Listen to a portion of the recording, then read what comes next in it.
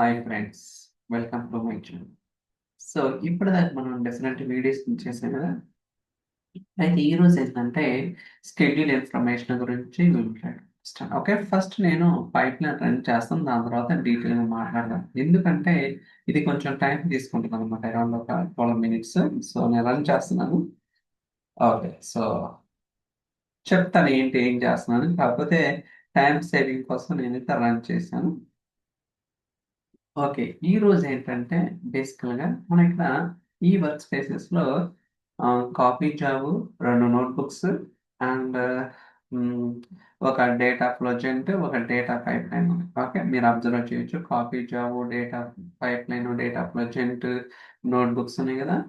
ఆ, మనం ఇంతకుముందు కూడా ఒక వీడియో చేయడం జరిగింది. ఏంటిదంటే స్కెడ్యూల్ ఇన్ఫర్మేషన్ అనేది ఎలా క్యాప్చర్ చేయాలి అంటే, మనం రకరకాల ఐటమ్స్ అనేది క్రియేట్ చేస్తుంటాం కదా. క్రియేట్ చేసిన ఐటమ్స్ కి స్కెడ్యూల్ చేస్తుంటాం. ఓకే, జనరల్ స్కెడ్యూలింగ్ అనేది వెరీ వెరీ ఇంపార్టెంట్ అనమాట. మీరు నోట్బుక్ కావచ్చు, కాపీ జాబ్ కావచ్చు, డేటా ఫ్లోజెంట్ కావచ్చు, డేటా పైప్ లైన్స్ కావచ్చు, ఇవన్నీ కూడా రెగ్యులర్ గా చేస్తుంటాం. ఓకే, సో ఈ స్కెడ్యూల్ ఇన్ఫర్మేషన్ ఎలా క్యాప్చర్ చేయాలని అంటే నాకు తెలియాలి కదా, ఈవెంట్ పైప్ లైన్ ఎప్పుడు రన్ అవుతుంది ఏంటి అనేది. అంటే అది వీక్ డేసా, మినిట్ వైజా, అవర్లీ వైజా, వీక్లీ వైజా, మంత్లీ వైజా.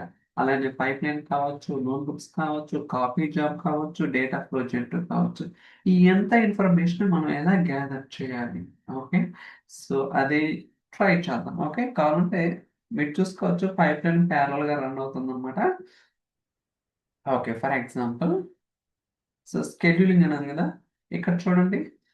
సో ప్రతి 40 మినిట్స్ కి నేను స్కెడ్యూల్ చేశాను అనమాట. ఓకే, చూడండి, బై ద మినిట్ 40. ఓకే, ప్రతి 40 నిమిషాలకి ఈ పైప్ లైన్ రన్ అవుతుంది. అలానే సో స్కెడ్యూల్ ఇదేంటిది, వీక్లీ 3 డేస్ అన్నమాట. ఓకే, ఇలా సో ప్రతిదీ కూడా స్కెడ్యూల్ చేశాను. అలానే ఇవి కూడా చూపిస్తాను మీకు. స్కెడ్యూల్ ఇది డైలీ, ఫస్ట్ దో మినిట్ అండ్ వీక్లీ, డైలీ, ఇంకా 2 ఉన్నాయి కదా. Okay, let's see that. Schedule ఇది అవర్లీ. ఓకే, ఎవ్రీ 5 అవర్స్ కి. అండ్ ఇంకోటి వచ్చేసి స్కెడ్యూల్, వెరైటీ స్కెడ్యూల్ ఇది మంత్లీ. ఓకే, ఎవ్రీ 2 మంత్స్ అనమాట. ఓకే, చూడొచ్చు, ఇలా మనకి స్కెడ్యూల్ చేశారన్నమాట. అంటే ఈ స్కెడ్యూల్ ఇన్ఫర్మేషన్ మొత్తం కూడా నేను క్యాప్చర్ చేయాలనుకున్నాను. అంటే నాకు డీటెయిల్గా తెలియాలి ఈ పైప్ లైన్ ఎప్పుడు రన్ అవుతుంది ఏంటి అనేది. ఓకే, సో దానికోసం నేను మనకి ఏపీ ఉందన్నమాట, జాబ్ స్కెడ్యూలర్ ఏపీ. నేను ఒక ప్రీవియస్ వీడియో కూడా చేయడం జరిగింది. సో మీరు ఒకసారి చూడండి, సో దట్ క్లారిటీ ఉంటుంది ఏపీఎస్ ఎక్కడ ఏంటనేది. సో నేనేం చేశానంటే ఆ, మీకు ప్రాక్టికల్ చూపిస్తాను. That's that. ఇది ఓపెన్ చేద్దాం.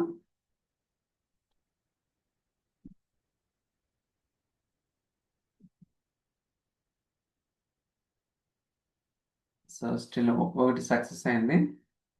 ఆల్రెడీ 10 రికార్డ్స్ ఉన్నాయి అనమాట. సో ఇంకొక 5 రికార్డ్స్, ఎందుకంటే 5 ఐటమ్స్ ఉన్నాయి కాబట్టి 15 వస్తాయి. అంటే ఇది ఫ్రమ్ స్క్రాచ్ నుంచి చేయాలంటే నాకు 3 అవర్స్ పట్టింది అనమాట. అంటే అంతా కూడా చెక్ చేసుకొని, ఇక్కడ మెయిన్ ప్రాబ్లం ఏంటంటే జాబ్ టైప్ అనేది తెలియదు అనమాట. ఈవెన్ డాక్యుమెంటేషన్ కూడా చూసాను, ఎక్కడ కూడా జాబ్ టైప్ అనేది లేదు. సో దాన్ని తెచ్చుకోవడానికి వేరే, అంటే ఏపీలోనే రకరకాలు ఉంటాయి కదా, అక్కడి నుంచి ఐడీస్ ప్యాచ్ చేయడం, ఇవన్నీ తెలుసుకునేసరికి చాలా టైం తీసుకుంది అనమాట. మీరు అనుకోవచ్చు ఏముంది, జస్ట్ ఐడీస్ అది ఇది. బట్ బిహైండ్ ద సీన్స్ నేనైతే ఒక 3 అవర్స్ వర్కౌట్ చేయాల్సి వచ్చింది. ఓకే, సో దీన్ని ఆ, చేయటానికి ఫస్ట్ నేను ఏం చేశానంటే, ఆ, ఏదైతే వర్క్ స్పేస్ ఉందో ఆ వర్క్ స్పేసెస్ లో అన్ని ఐటమ్స్ తీసుకున్నాను అన్నమాట. ఓకే, మీరు చూడొచ్చు, ఇది వర్క్ స్పేస్ ఐడి. ఆ వర్క్ స్పేస్ లో ఉన్న ఐటమ్స్ అన్ని ఫుల్ చేశాను. దాని తర్వాత దాని ఒక డేటా ఫ్రేమ్ కింద తీసుకున్నాను. మనకి చాలా వచ్చినాయి కదా, మనకి ఏం అవసరం లేదు, ఓన్లీ ఏదైతే కావాలో అవి మాత్రమే తీసుకున్నాను. సో దానికోసం నేను ఫిల్టర్ చేశాను. ఓకే, చూడొచ్చు, ఇక్కడ స్టేజింగ్ రిమూవ్ చేశాను and drop description column remove చేశాను. ఇక్కడ ఇంపార్టెంట్ ఏంటంటే, ఇందాక చెప్పాను కదా, జాబ్ టైప్ అనేది మనకి టైప్ ఉంటుంది. సో మీరు ఇక్కడ చూస్తే టైప్ ఉంటుంది, కానీ మీరు జాబ్ ఇన్ఫర్మేషన్ తెచ్చుకోవాలంటే జాబ్ టైప్ కూడా ప్రొవైడ్ చేయాల్సి ఉంటుంది. అదేంటిదంటే డేటా పైప్ లైన్ అని, నోట్బుక్ రన్ నోట్బుక్ అని, డేటా ఫ్లోకి రిఫ్రెష్ అని ఇలా ఉంటదన్నమాట. కాపీ జాబ్ గుర్తుంచుకోండి. డేటా పైప్ లైన్ ఉంటుంది, నోట్బుక్కి రన్ నోట్బుక్ ఉంటుంది, డేటా ఫ్లోకి రిఫ్రెష్ ఉంటుంది, కాపీ జాబ్ ఉంటుంది అనమాట. ఇది నేను డాక్యుమెంటేషన్లో కూడా చూసాను, ఎక్కడ కనపడలేదు అనమాట. సో దానికోసం నాకు టైం ఎక్కువ తీసుకుంది టు బి ఫ్రాంక్ చెప్పాలంటే. Okay. What ever it is. So, ఇది నాకు 5 రికార్డ్స్ ఉన్నాయి. మీరు చూడొచ్చు, అబ్జర్వ్ చేయొచ్చు. డిస్‌ప్లే నేమ్ ఏంటిది? అండ్ ఐడీ ఏంటిది? అంటే ఆ పర్టిక్యులర్ ఐడీ అండ్ టైప్ ఏంటిది? వర్క్ స్పేస్ ఐడీ ఏంటిది? Job type. ఇది మనకి ఇంపార్టెంట్. ఇక్కడ మనకి మూడే 3. ఒకటి job type, work space ID and ID. ఈ 3 తెలిస్తే మనకి ఈజీగా తెలుసుకోవచ్చన్నమాట. ఏంటిది? Schedule information. ఈ వచ్చిన ఇన్ఫర్మేషన్ మొత్తాన్ని గూడా నేను ఒక టేబుల్‌లో స్టోర్ చేస్తున్నాను. చూడొచ్చు, ఇక్కడ ఓవర్ రైట్ చేస్తున్నాను ప్రతి ఎగ్జిక్యూషన్‌కి.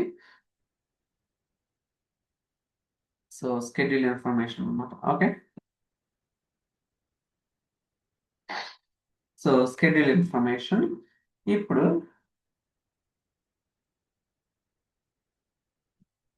ఓకే. సో, దాని తర్వాత ఫైనల్‌గా డేటా పైప్‌లైన్స్ కూడా పంపించాలి గదా! ఓకే. సో, ఇక్కడ సో, స్కెడ్యూల్ టెస్ట్ అయింది. Okay.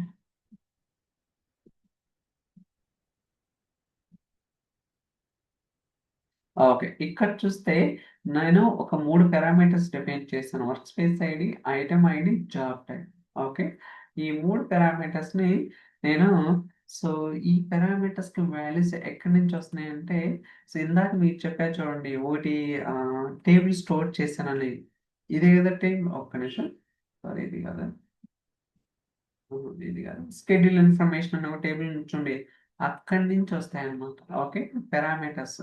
So, work space ID, item ID, job type మనకు వస్తాయి. అండ్ ఇక్కడ చూస్తే మీరు work space ID, item ID, job type చెప్పా కదా! Work space ID, item ID, job type తెలిస్తే ఆ పర్టిక్యులర్ యొక్క ఐటెమ్ ఏమేమి స్కెడ్యూల్స్ ఉన్నాయనేది ఈజీగా తెలుసుకోవచ్చండి. సో, దాని తర్వాత వచ్చిన అవుట్‌పుట్‌ని ఒక డేటా ఫ్రేమ్ కింద క్రియేట్ చేసి దాన్ని ఒక టేబుల్‌కి రైట్ చేస్తున్నాం. అదే మెయిన్ స్కెడ్యూల్. మీరిక్కడ చూస్తున్నారు కదా! అదే table. Okay. For timing 10 records ఉన్నాయి. ఇంకొక 5 రికార్డ్స్ అయితే వస్తాయన్నమాట. టోటల్‌గా 15 రికార్డ్స్ అయితాయి. Okay.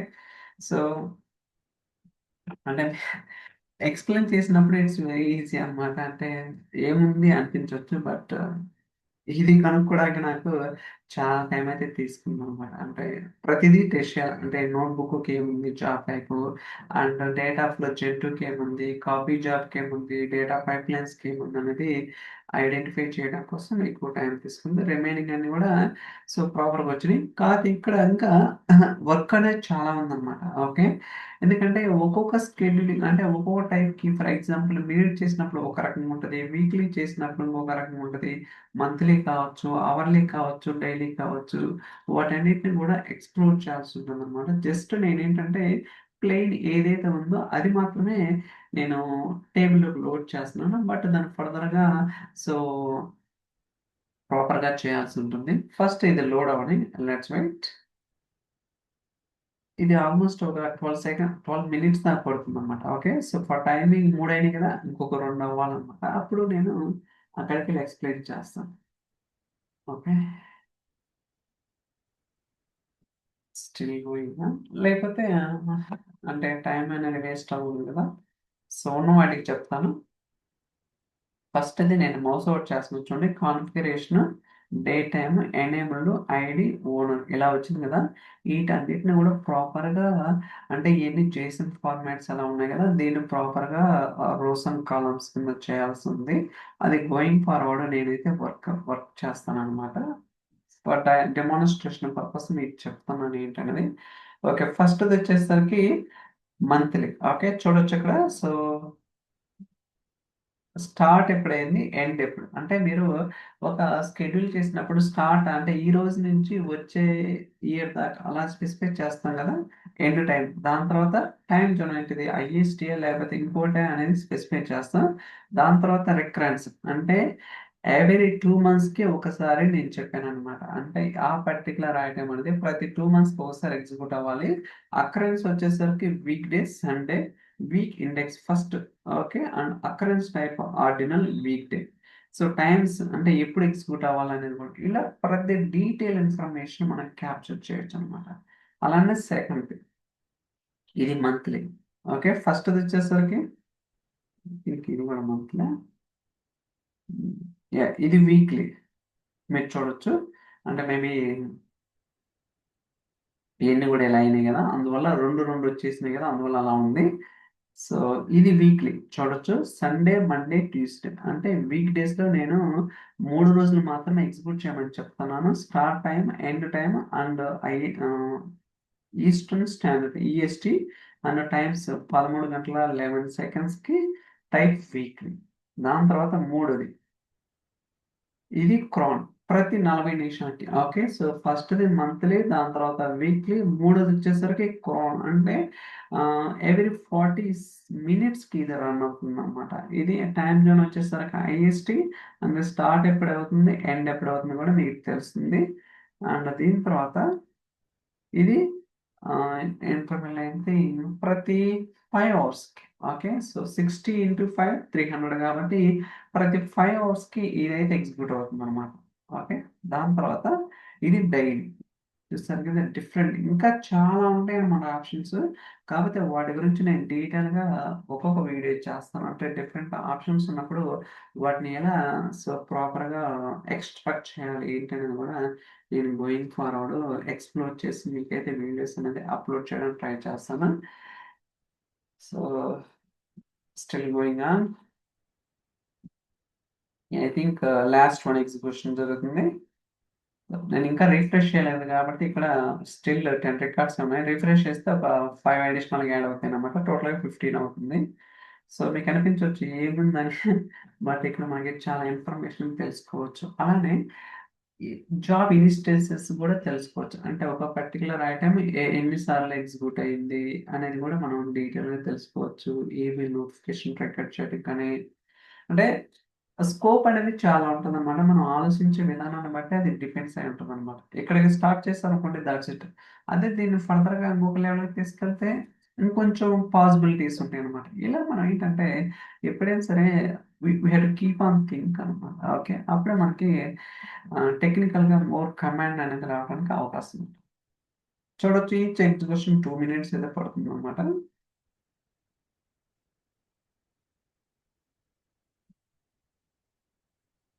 Okay, so 2 minutes 26 seconds.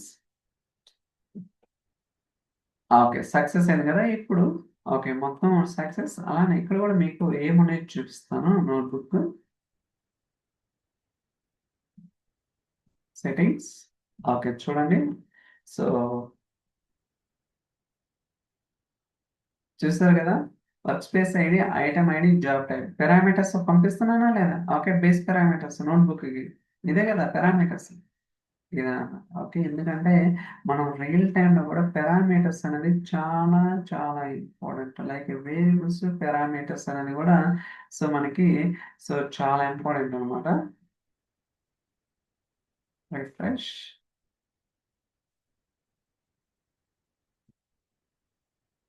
Okay, still going.